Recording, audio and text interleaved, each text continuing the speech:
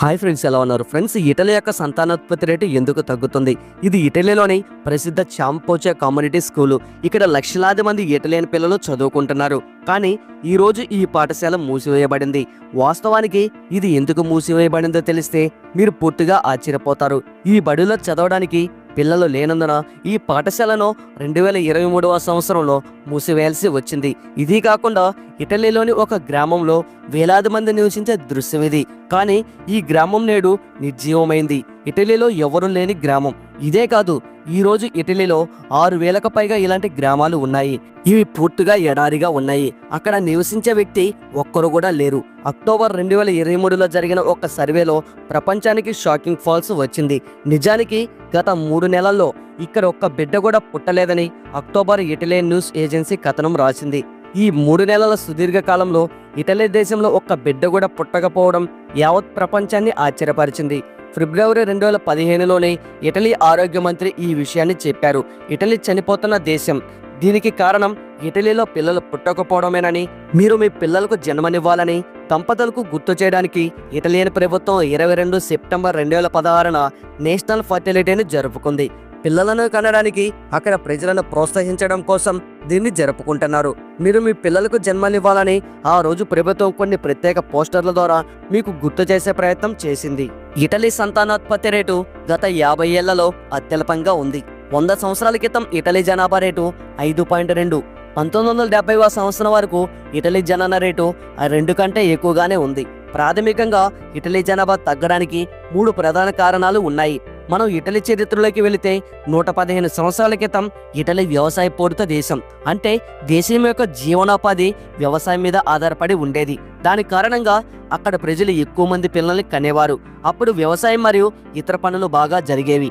ఇంటిని నడపడం కూడా సులభం అయ్యేది. కానీ ఆ తర్వాత ఇటలీ అభివృద్ధికి పారిశ్రామికీకరణం అంటే భారతీయ కారణం ప్రారంభమైంది. ఆ తర్వాత అక్కడ జీతాల విధానం అమల్లోకి వచ్చింది. జీతాల విధానం వచ్చాక 7గురు కలిసి వ్యవసాయం చేసి సంపాదించే డబ్బు, జీతాల విధానం తర్వాత ఇప్పుడు 2 వ్యక్తులు అదే డబ్బులను సంపాదించవచ్చు. కాబట్టి అక్కడ ప్రజలు పిల్లలను కనడం తగ్గించారు. దీని తర్వాత 1950లో 2వ ప్రపంచ యుద్ధం జరుగుతున్నప్పుడు అక్కడ జనాభా తగ్గింది. యుద్ధం తర్వాత ఇటలీ జనాభా కోలుకుంటున్నప్పుడు వారి సామాజిక సంక్షేమ వ్యవస్థను ప్రవేశపెట్టారు. ఈ వ్యవస్థలో కొన్ని విచిత్రమైన నియమాలు ఉన్నాయి. ఈ వ్యవస్థ ప్రవేశపెట్టిన తర్వాత పిల్లల బాధ్యత ప్రభుత్వానిదే.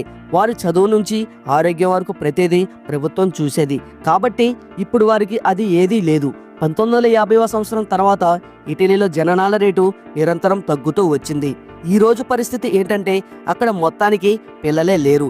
ఇప్పుడు ఇక్కడ జనాభా రేటు తగ్గడానికి ప్రధాన కారణం ఖాళీ రాజీనామా.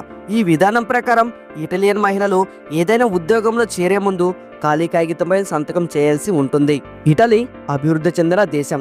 ఇతర అభివృద్ధి చెందిన దేశాల మాదిరిగానే 45 సంవత్సరాలకు పైబడిన మహిళల వల్ల అక్కడ పనిచేసే ప్రతి మహిళ ఈ నియమాన్ని పాటించాలి. ఇటలీలో ఉద్యోగ రంగంలోని ఉద్యోగంలో చేరే ముందు యజమాని వారిని ఖాళీ కాగితంపై సంతకం చేయిస్తారు. అది ప్రాథమికంగా వారి రాజీనామా లేఖ.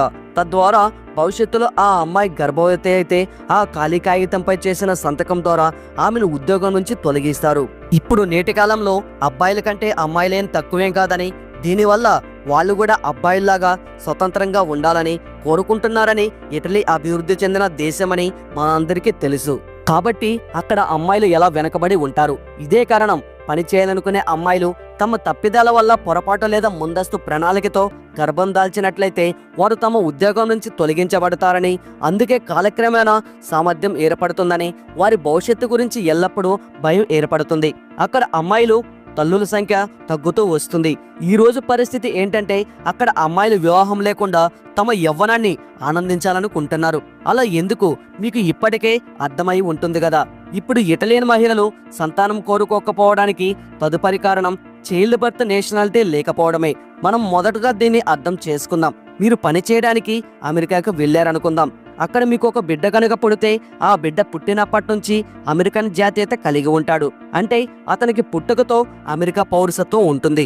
అయితే ఇక్కడ ఇటలీలో అలా కాదు. అందుకే అక్కడి జాతీయతను పొంది అక్కడ పన్ను చెల్లించే వారిపై అక్కడికి పనికి వెళ్లే వలసదారులైనా కూడా అక్కడ కొన్నాళ్ళు పనిచేసి ఉత్తరాయిపై వైపు మల్లుతున్నారు. సిఎన్ఏ యొక్క డేటా ప్రకారం అక్కడ ఉన్న ఉద్యోగాలు అందరికీ సరిపోవు. ఇటలీ ప్రకారం ఒక వ్యక్తి సగటు ఆదాయం 2,475 యూరోలు. ఇంటి అద్దె మిరాయికు 12.12 యూరోలు.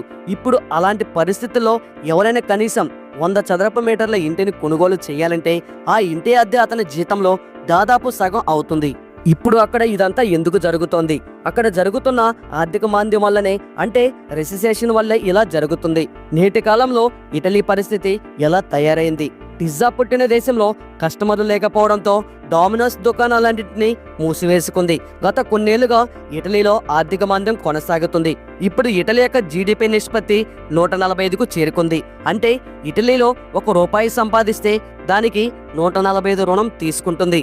ఇప్పుడు దేశం యొక్క భవిష్యత్తు ఎప్పుడు ఏం జరుగుతుందో తెలియని అగమ్య గోచరంగా మారింది.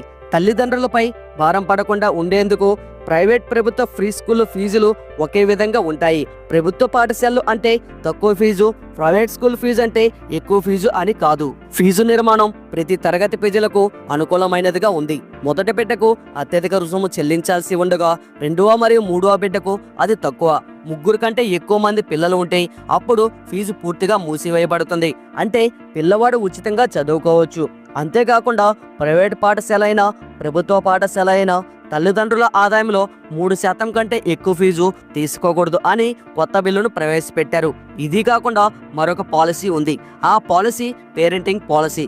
ఈ విధానం ప్రకారం 16 నెలల పేరెంటింగ్ లీవ్ ఇవ్వబడుతుంది. పేరెంటింగ్ లీవ్ అంటే నాకు మరొక విషయం గుర్తుకొచ్చింది. 1974వ సంవత్సరంలో స్వీడన్ తమ దేశంలో ప్రెజెంట్ లీవ్ విధానాన్ని అమలు చేసినప్పుడు ప్రపంచంలోని ఈ స్కీమును ప్రవేశపెట్టిన మొదటి దేశంగా అవతరించింది. అయితే ఈ తల్లిదండ్రుల సెలవు విధానం ఏంటి? నేను మీకు చెప్తాను. నవజాత శిశువు పుట్టిన సమయంలో దంపతులకు 16 నెలల పాటు సెలవులు ఇస్తారు. తర్వాత వారు తమ పిల్లలను చూసుకోవచ్చు. ఆ సెలవుల వల్ల తమ జీతం నుంచి ₹1 కూడా తీసివేయబడదు. ఈ 16 నెలలు వారు ఏ పని చేయకపోయినా సరే వాళ్ళ అకౌంట్లోకి జీతాలు పడతాయి. ఇందులో గొప్పతనం ఏంటంటే ఈ 480 రోజుల సెలవు నవజాతి శిశువును మరియు దత్తత తీసుకున్న పిల్లలు అందరికీ వర్తిస్తుంది.